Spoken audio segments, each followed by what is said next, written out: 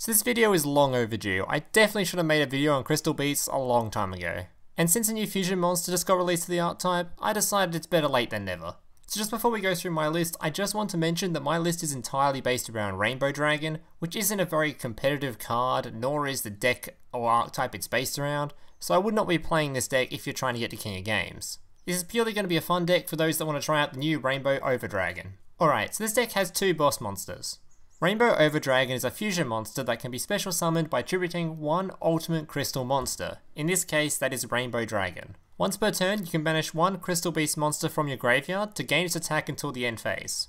This card does come with another effect, but you won't be able to use it purely because it requires it to be fusion summoned and you'll only be special summoning it. Rainbow Dragon is your main boss monster for the deck, and it can be special summoned by having 7 or more Crystal Beast cards with different names on your field and or graveyard. This card cannot activate the following effects the turn it is special summoned. You can send all face-up Crystal Beast monsters you control to the graveyard. This card gains 1000 attack for each monster sent to the graveyard. You can banish all Crystal Beast monsters from your graveyard, shuffle all cards on the field into the deck. The other way you're going to be able to summon these two monsters is through Rainbow Gravity. If you have 7 Crystal Beast monsters with different names in your field or graveyard, special summon one Rainbow Dragon or Rainbow Dark Dragon from your deck or graveyard, ignoring the summoning conditions. So generally the aim of this deck is to summon Rainbow Dragon, activate Rainbow Overdragon on top, then activate Rainbow Gravity to bring back Rainbow Dragon so you have 2 boss monsters on the board. Both these cards are fairly self-explanatory and easy to use. There's not really much for me to say. The only real advice I can give is to make sure when you are banishing cards to use Rainbow Overdragon's effect, you are banishing something like Crystal Beast Sapphire, since you have 3 copies of it in the graveyard most of the time. Otherwise you're going to be banishing something that stops you using the trap card, since it still requires 7 Crystal Beasts with different names in your graveyard. So how do you get these 7 Crystal Beast monsters onto the field or into your graveyard? Well, the easiest method is through your skill, Transcendent Crystals. This skill allows you to send 1 to 3 cards from your hand to the graveyard, then choose the same number of Crystal Beast monsters from your deck as the number of cards you sent from your hand to the graveyard, and place them in your spell and trap card zones as continuous spells. This skill can only be used once per turn and twice per duel. So the best thing about this skill is not only is it quick and making sure you can get out 7 Crystal Beast monsters, it also means you can thin out your deck of all the crappy ones first, so it means your draws are generally pretty nice. It also means any of your card effects that require you to have Crystal Beast monsters in your spell and trap card zones can be activated immediately. One important tip to give with this skill though is, make sure you never choose 3. If you choose 3, you're going to fill up all your spell and trap card zones, and you won't be able to destroy the crystal monsters in there. Alright, now I'll go through the Crystal Beast monsters themselves. So I'm only going to go through 3 Crystal Beast monsters, as the rest of them are just completely useless and their effects are irrelevant for the deck. Maybe in other Crystal Beast decks their effects can be used, but in my list, they basically just don't do anything. So this also means keep in mind that when I'm going through these monsters, that these are the 3 monsters you don't want to be sending straight from your deck to your continuous spell and trap card zones using your skill or through other card effects, as generally these are the ones you want to draw and not the ones you want in your graveyard. The first Crystal Beast monster in your deck, and by far the best one, is Crystal Beast Sapphire Pegasus. When this card is summoned, you can place 1 Crystal Beast monster from your hand, deck, or graveyard face up in your spell and trap card zone as a continuous spell card. Just like all Crystal Beast monsters, if this card is destroyed while it is in your monster zone, you can place it face up in your spell and trap card zone as a continuous spell card instead of sending it to the graveyard. So obviously the reason this card is the best Crystal Beast monster in your list is simply because it just makes it so you have more ammunition for your other cards, and it can also bring you closer to getting your Rainbow Dragon out. And on top of that, it also has the best base stat line of all your Crystal Beast monsters with 1800 attack. Crystal Beast Topaz Tiger is a 1600 attack monster with the effect, if this card attacks an opponent's monster, it gains 400 attack during the damage step. And just like all Crystal Beast monsters, this card is also sent to the spell and trap card zone when it is destroyed. So basically the only reason this card is useful is because it can get up to 2000 attack, which is a pretty reasonable attack stat. The last Crystal Beast monster I'm going to be going through is Amber Mammoth. What this card does is when another Crystal Beast monster you control is targeted for an attack, you can make the attack target Amber Mammoth instead. So generally this card is only really used in combination with Topaz, as you can just make it so that even though Topaz only has 1600 attack when it is being attacked, Amber Mammoth can protect it a little bit. It also has a pretty decent baseline of 1700 attack, which can get over a few cards like Destiny Heroes. The only other Crystal Beast monster that might be worth mentioning is Tortoise. Since it has 2000 defense, sometimes you can just set it and your opponent can't really get through it for a while. But generally this doesn't happen that often, and Tortoise doesn't actually come with any actual effect. Alright, now I'll go through the spell and trap cards for the deck. Rare value is a spell card with the effect: if there are 2 or more face-up Crystal Beast cards in your spell and trap card zone, your opponent chooses 1 Crystal Beast card in your spell and trap card zone and sends it to the graveyard. You then draw 2 cards. So honestly, this card is probably the best card in your deck, as it allows you to draw through your deck super quickly. It combos super well with your skill in that if you use your skill on turn 1 and you have this card in your hand, you can basically draw 2 cards for free. It allows you to draw closer to your spell and trap card removal, which we'll talk about in a second. It allows you to get to your Rainbow Dragon a lot faster. Plus, it can clear out your spell and trap card zones for if they need to be used for other cards. Crystal Raigeki is a trap card that allows you to send 1 Crystal Beast card from your spell and trap card zone to the graveyard to target 1 card your opponent controls, destroy that target. Similar to this card, Parallel Twister is a spell card that allows you to send 1 other spell or trap card you control to the graveyard, then target 1 card on the field, destroy the target. So there's basically one main difference between these cards. One of them you're mostly going to be using during your opponent's turn, and the other you're mostly going to be using during your turn. Obviously this is because one is a trap card, so you're generally going to be setting it, then using it during your opponent's turn, and Parallel Twister, it's a spell card, so you can only use it during your turn. At times, these 2 cards do act as kind of an alternate win condition, as you'll see in some of the gameplays, as a lot of the time, you can just win by destroying your opponent's stuff. If they don't have any stuff, you can just win the game anyway, without your Rainbow Dragon. Most of the time though, these cards are just going to be used for delay or to remove your opponent's backline. Alright guys, that's basically it for the talking part of this video. The rest of this video will just be 5 gameplays showing this deck in action. If you liked the video, make sure to leave a like, subscribe if you're new around here, comment if you got any questions or feedback. Thank you guys for watching, and I hope to see you in the next one. Also join my Discord.